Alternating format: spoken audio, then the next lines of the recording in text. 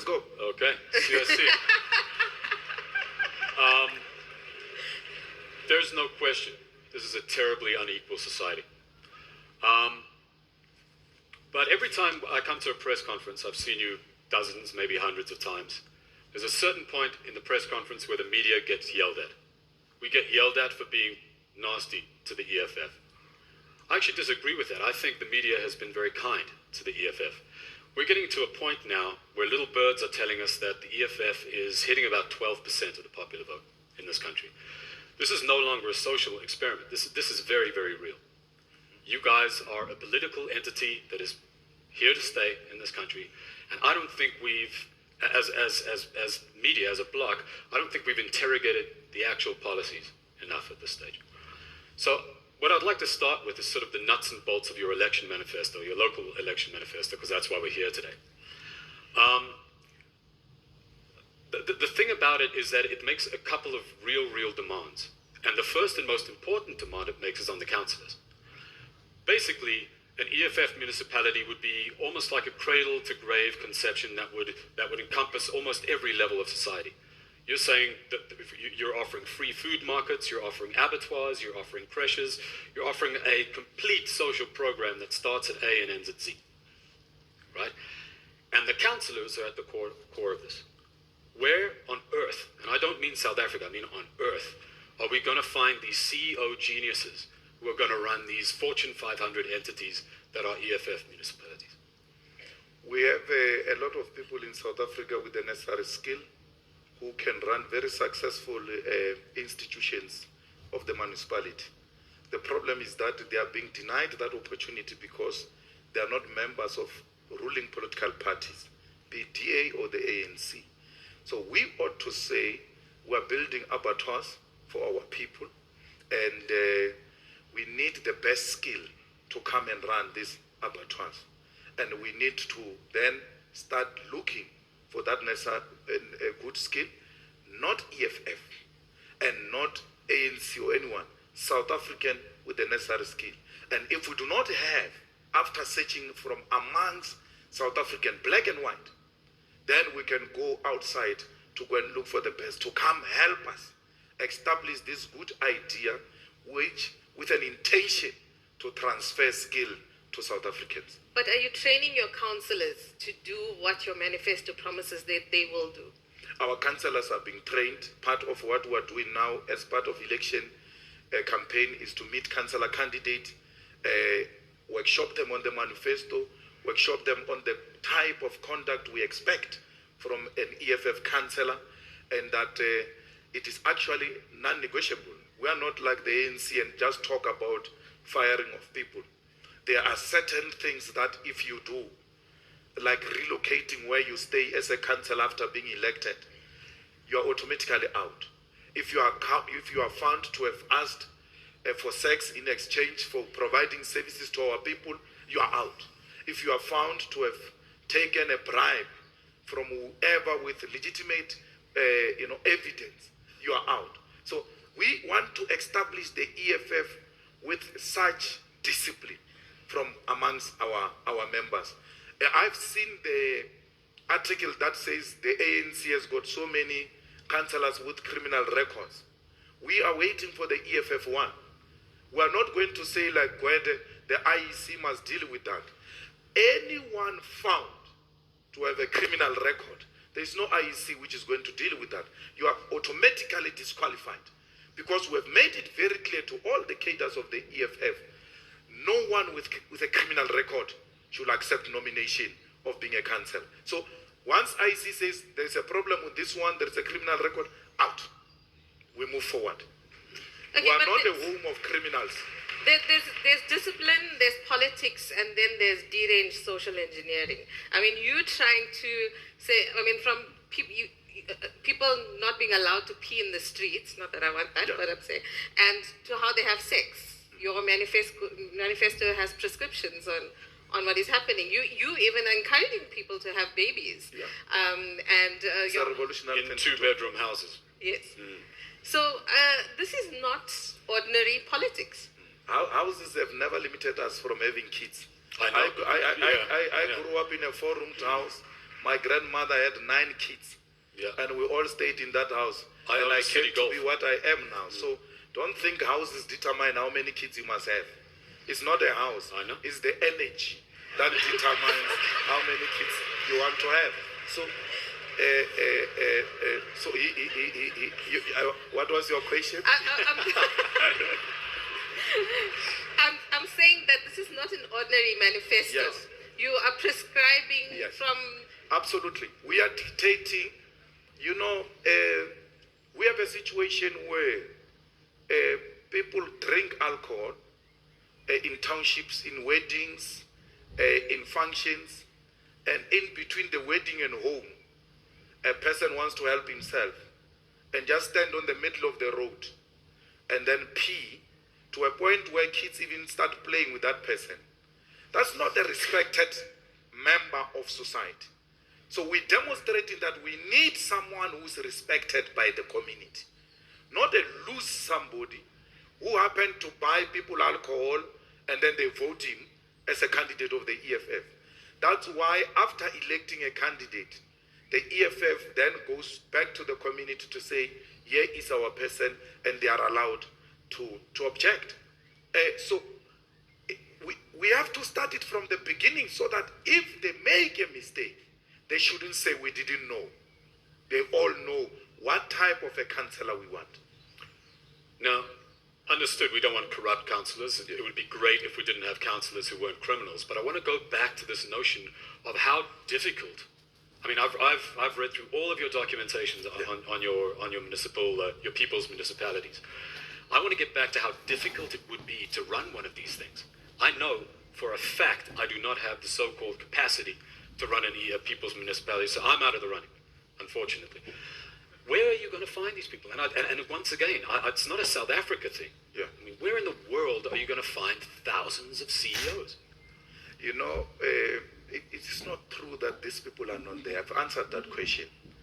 They under apartheid, there were state-owned entities which were run very well and made white suburbs to be what they are now. And we can learn a thing or two from that. We need South Africans who are patriotic, who love their country, who will do everything to make sure that this country succeeds. They are here, a lot of them. They are not being given opportunities. I'm saying that in South Africa, the problem is not about the implementation of what we want to do. The problem is lack of political will, patronage, and cadreship development are the ones that have undermined our municipalities. These people go and fetch a geography teacher to come and run technical department of the municipality. When there is a sewer blockage, a person puts their hands on top of the head. What do we do? They don't even know how to go about it. Where are the retired Afrikaners? They are here. Who ran best Afrikaner municipalities? They've now come to accept that they supported an evil system. They want to plow back. If we can't find the necessary skill, let's go and fetch the old man. Old man, you are coming to mentor this young one to produce the best product we seek and build South Africa. Okay, but you're basically saying that there should be some type of social cohesion so that you use skills that are in society to be able to deal with current problems. So you're talking about this old man now, but just now you were talking about crushing white dominance. Yes. So what is the line between the two? So you think an old man asking an old man to come and plow back to his community is a perpetuation of white dominance? We don't want that. It's not a perpetuation of white dominance. It's building a social cohesion and then saying to our people we belong together. There is nothing wrong with crushing white supremacy. It is wrong to think that you are superior to others on the basis of the color of your skin. And what perpetuates that is the economic exclusion of our people. I'm saying to you, not old white men come and run the municipality old white man, come, here is a young man, work with him to build capacity. Let the skill be transferred. So, in as much as we're defeating white supremacy, and I said in the same platform, the defeating of white supremacy and dominance is not hatred of white people. When I say I hate white supremacy, I don't say I hate white people. But this is their home, they've got a role to play, but they must agree that there must be a deliberate program to empower black people, the same way there was a deliberate program to empower them. But do all your supporters understand the distinction? When you say crush white dominance, can that not be interpreted in another way that inflames the current environment? You think they are gullible. You think they are fools. You think they are empty heads. That's how you view black people. No, it's wrong. That's what I'm asking It's you wrong. the question. No, it's wrong because that's what we are subjected to. When you say you will take a gun in defense of your revolution, some fool stands here and say you are spreading violence, and it's a words of cowards like him. Zuma is not going to beat me up, and I just fold my arms. It's not going to happen. That I'm going to fight back. I'm not going to start any violence. EFF is not a violent organization. There is no single EFF member who has been killed by another EFF member fighting for positions. There is no anyone in this country who has been shot by EFF member. There is no any violence that can be attributed to the EFF. Dr. Mkhize standing here comes from a most violent organization which shoot people, which kill each other for positions. We don't have that. All we are saying is that we have no cheek to offer anymore. There's nothing to offer. We're going to fight. Zuma lost elections in Alexander.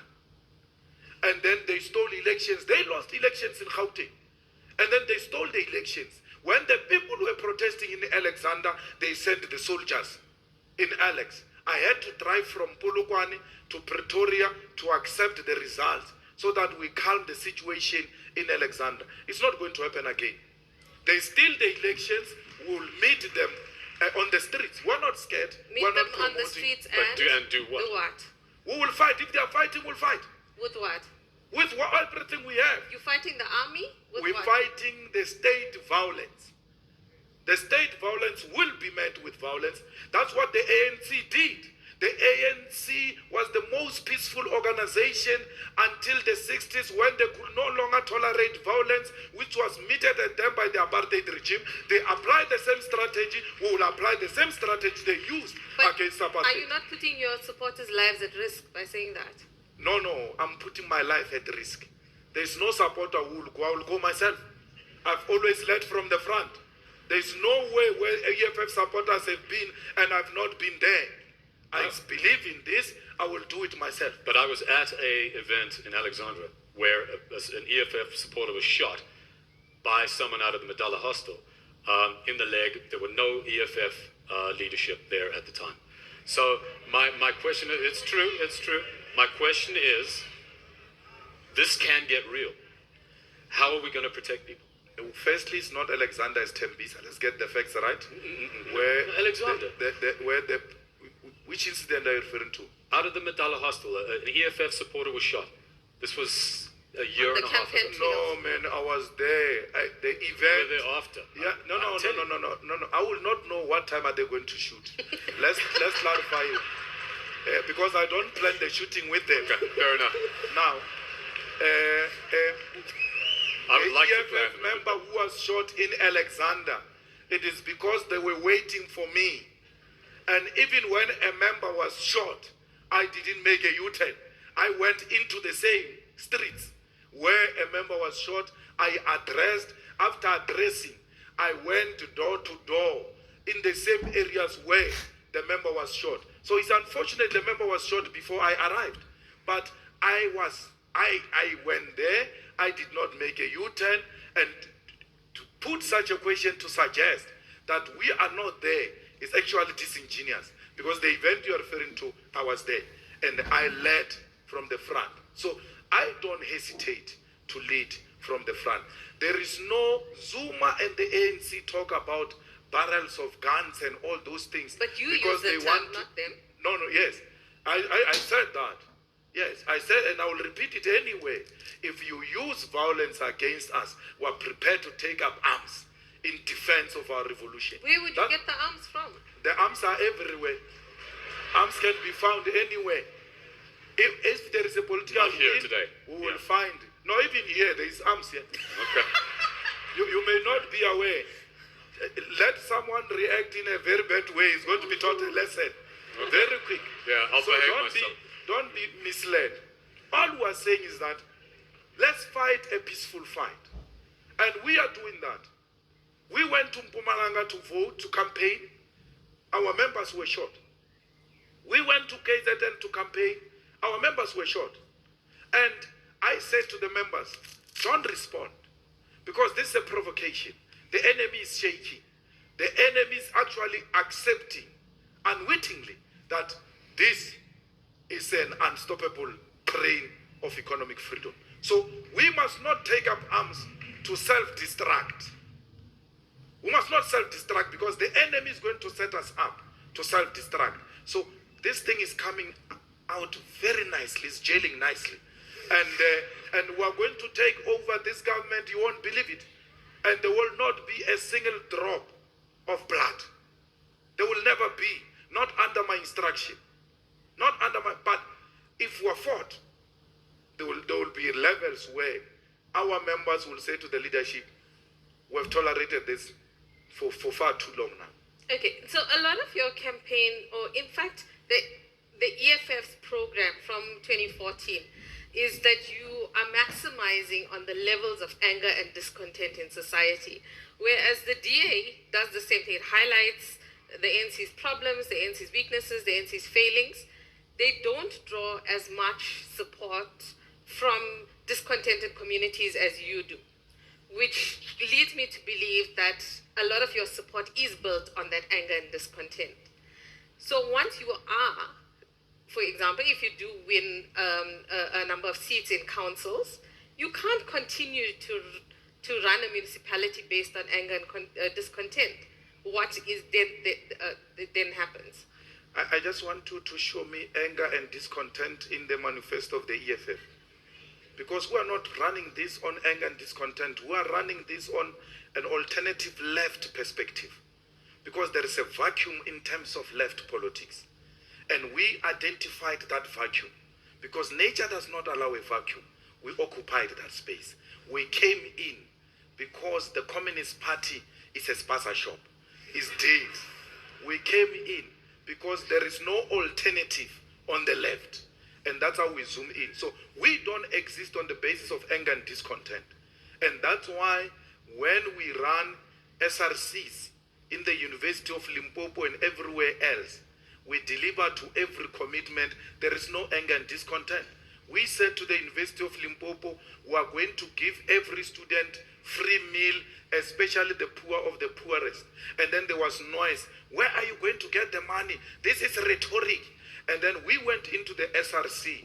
We took the money of Freshers' Ball and entertainment and alcohol, redirected it to giving poor students free meal every day. We are doing it every day. So where is anger and discontent?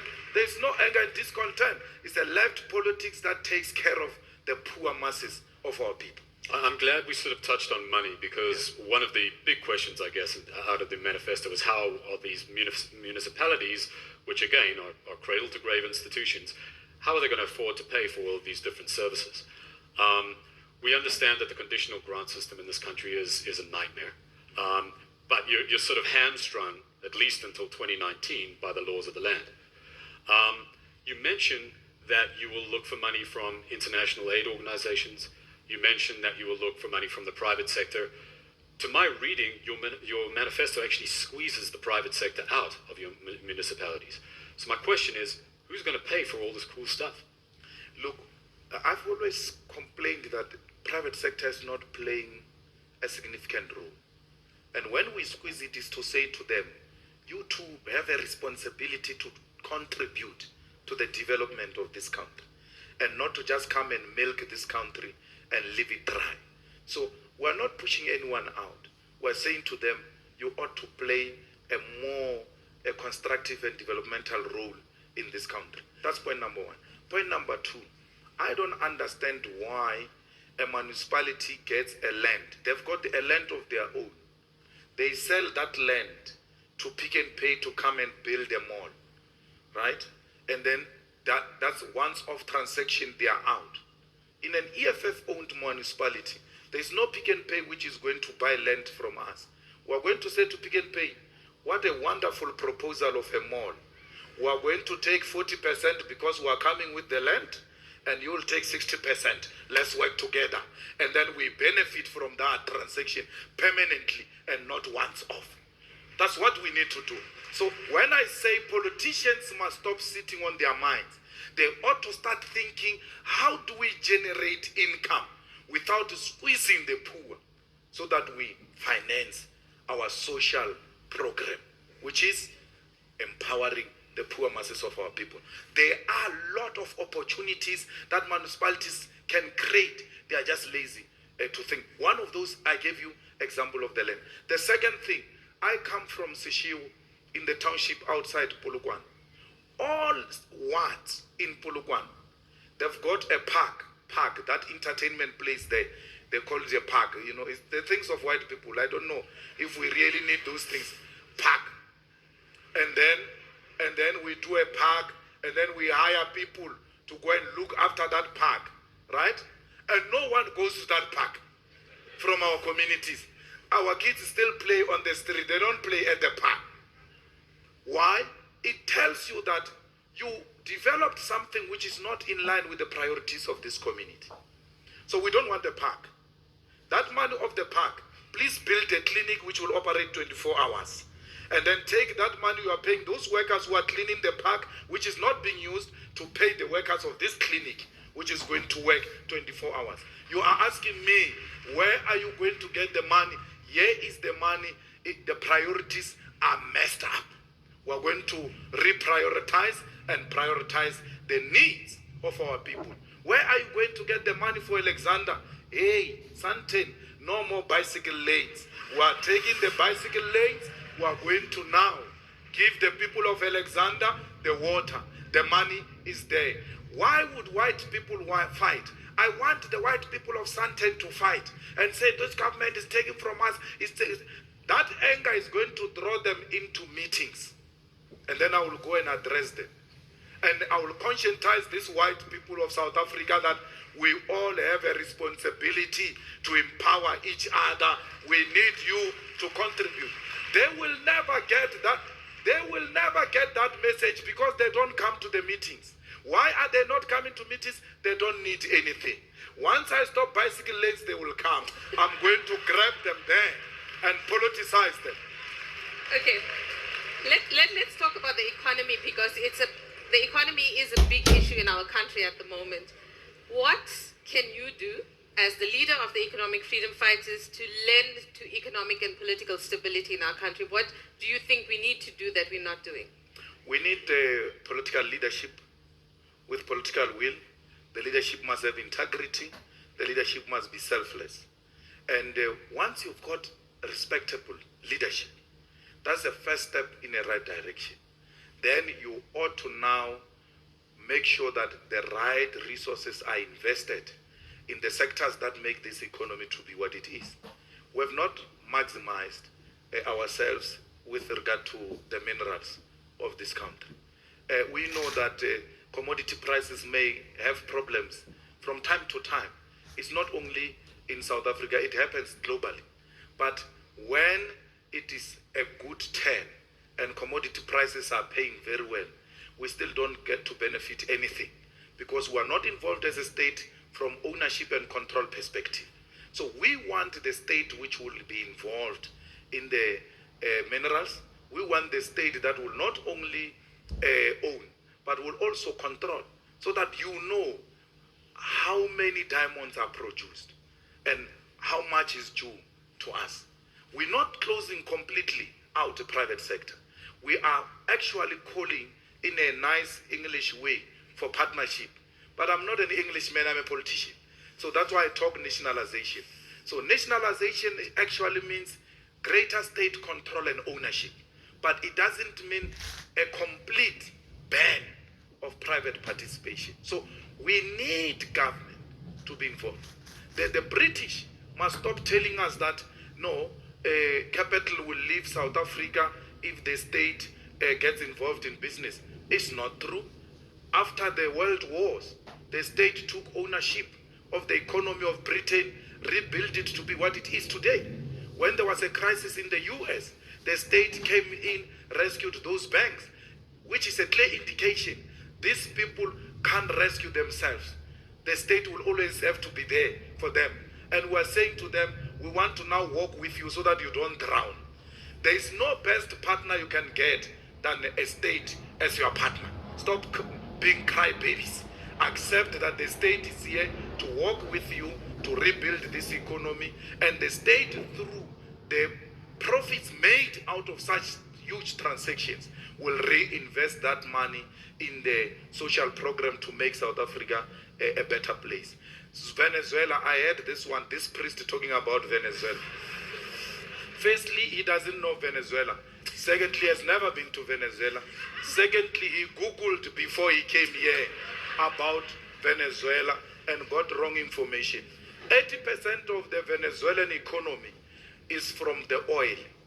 And oil price makes it very difficult now for countries that depends on oil to perform very well. It's not only the issue of socialism. Just generally, the oil thing is not working. It's like the problems that we had during the nationalization of steel. Not steel, copper. They nationalized it at a point where copper was not doing well as a commodity. And those mines failed. And when those mines failed because the commodity was not doing well, they attributed that to nationalization. It's not correct. State-owned institutions, they are not inherently incompetent. One of them is AXA in South Africa. We build the best airports, and yet that is a state-owned company. To build an airport is not like building some useless things. It's a complicated thing, yet the state company is doing it very well.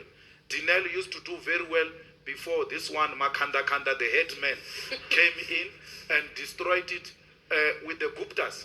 Transnet used to do very well before Zuma cronies destroyed it. It's not about the state inherently being incompetent. It's corruption that undermines the good efforts of the state, because they deploy their cronies, they deploy their cadres who know nothing about Transnet. I mean, you just take Julius Malema now to go and run Transnet because he can sing very well in political meetings. That's a recipe for disaster.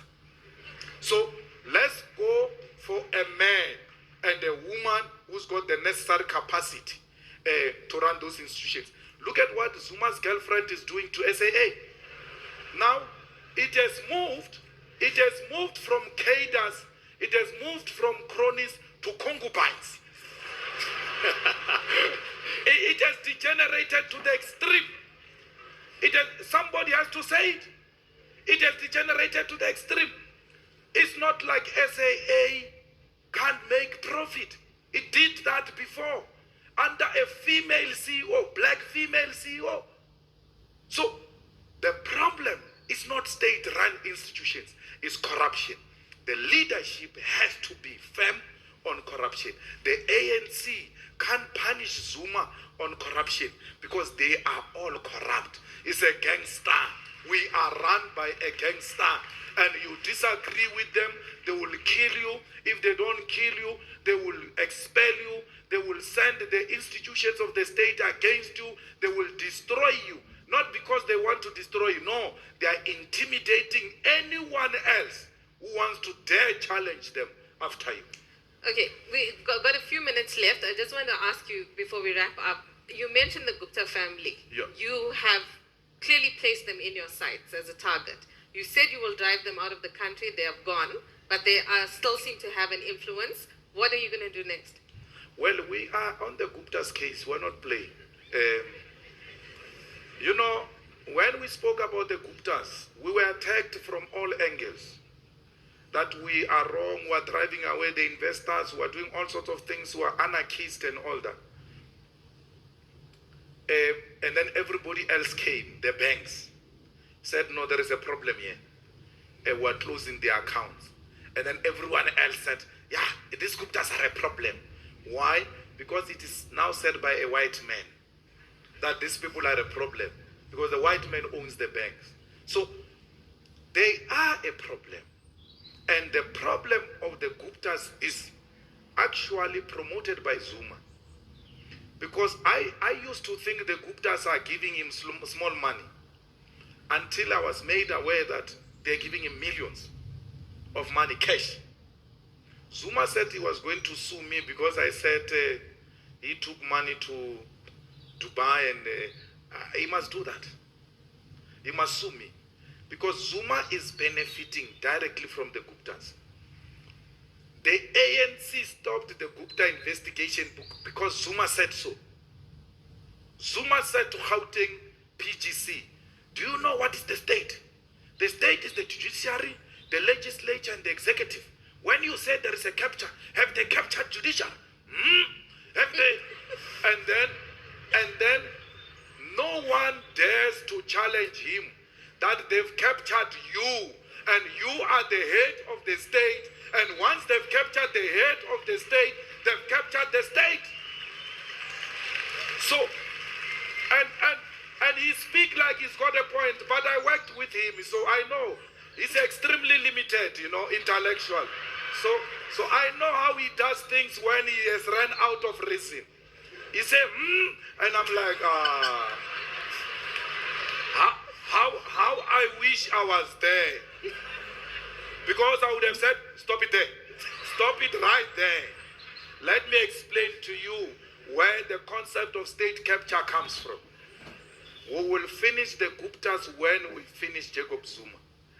For as long as Zuma is a president, corruption will never stop. For as long as Zuma is the president, the Guptas will continue to capture the state. But I can tell you here now, Zuma is extremely powerful, at least in the ANC. Zuma, if he wants to be the president of the ANC, he will be president of the ANC for the third time. And no one will stop him. Because they are all scared of him. He has built this power. Let me tell you, Ranjani will know that when you go before the ANC conference, a year before, there are new songs. I want to give a simple example. The new songs about the incoming president. That's preparation of succession. There is no single song today about the possible president, because that debate is suppressed. Zuma suppressed the Gupta debate. Zuma suppressed the succession debate. He's still weighing his option. Why is Zuma so in love with the presidency? It's not because he's got something to offer to South Africa. He's scared to go to prison. And he knows the only way of not going to prison is when you are in charge of presidency, and then you can control the NPA. That Sean is nothing there. I've got no respect for such people. He's got Sean, he's got that man at SARS, Tom. He's got all the state institutions. So Zuma is so in charge that like he's only coming in now. He's not like a man who's going out. He has taken charge of all the strategic institutions of the state, including parliament. So he's not going anywhere. So the fight against Zuma is not a fight against the man. It's a fight against corruption, which is institutionalized by Zuma. If you're not corrupt, you're not promoted by Zuma. That's why Ramaphosa became the deputy president. How can a normal organization with morals, promote a man who has just killed people in Marikana? Same year, they said to him, well done, become deputy president. And you still want to tell me there is some morality left for this organization, which promote a man who's at the center of the killing of the people in Marikana. So the ANC is finished. The DA is not an option because the DA protects white privilege. It wants to perpetuate white privilege. My money is not a DA leader. A DA leader is Helen Zille. You must see every time the EFF makes inroads and it succeeds on something, it won't be my man who's tweeting against the EFF to counter it. It's Helen Zille who feels the pain more than my man because she is the real leader. When the DA leader resigned in Eastern Cape, it is not my man who went to negotiate with the DA, with her. It was Helen Zille. When we were removed in the State of the Nation, the first one when the EFF moved into parliament, my man said to Baleka, tell me if these people are police. If you don't tell me these people are police or they are not, we are leaving. Then Maleka said, you can leave. My money took his things and stood up. The DA caucus remained seated. And then Steinhazen stood up. The white chief whip said the same thing that my money said. And said, if you don't guarantee me, I'm leaving. They said, if you leave, it will be on your own. We're not going to chase you out. He took his things. He stood up. The white caucus and the whole caucus stood up and left. If you doubt what I'm saying because you don't like the truth, go and Google it on YouTube and look at this part. You will see it. Mr. Malema, we're unfortunately out of time. We are the only party for black people, man. There's no any other party which can liberate black people in this country. It's only the EFF, and we have our policies. At least we know what we stand for. Unlike people who are asked, what is your position on land? What is your land policy? We support land restitution, policy, not what you support. The EFF land policy is expropriation without compensation. Mr. Malema, I don't want to call you to order like Yes. Madam Speaker, so I have to stop you speaking. Yeah. Last question as we One wrap last up, question, please. very quickly. You've said some unkind things about the ANC. You've said some unkind things about the DA. Come August 4th, do you get into bed with them to govern wards or to govern cities? Coalitions. We want coalition of the opposition, not coalition with the DA. We will not go into coalition with the ANC because we'll be undermining our people. Remember that any municipality where the ANC gets less than 50%, the people will be whispering, saying to us, we don't want the ANC. So to go into coalition with the ANC, you are undermining those people. We don't want a coalition with the DA. We want a coalition of the opposition parties. In Johannesburg, they must come together and say, guys, mayoral candidate for EFF, I give example, is Floyd Shibambo. And then mayoral candidate for DA, I forgot the man from Black Like Me. Herman Mashaba. Who? Herman Mashaba. Herman Mashaba is not a politician, that's why I forget him. Now, and then from the UDM is this one, from this one is this one.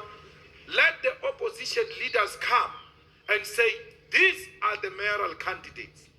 Who is the best amongst them? Surely Herman Mashaba is not better than Floyd Shibambo. Academically, intellectually, politically, beautifully, otherwise. So let the parties choose the best cadre. And even if that cadre comes from the UDM and the UDM got the lowest votes, let it be. Remember, the policy is let the best man or woman do the job and not the political parties.